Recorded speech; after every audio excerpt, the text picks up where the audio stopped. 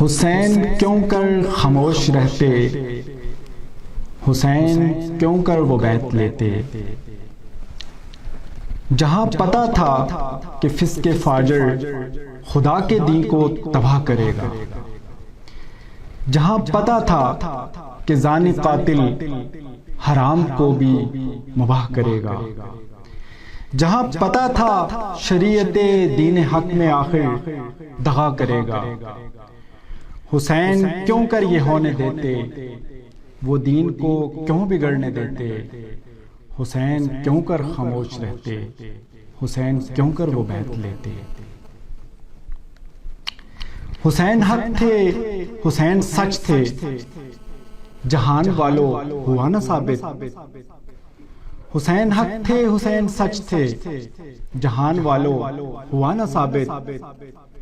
यजीदियों ने गिराया काबा, ए अक्ल वालों हुआ ना साबित। हरम में नबवी में घोड़े बांधे, ए इश्क वालों हुआ ना साबित।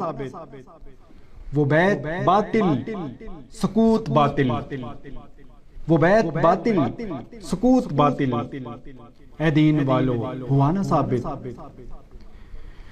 वहां पे सिबते नबी को शाया, वही था जो कुछ हुसैन करते।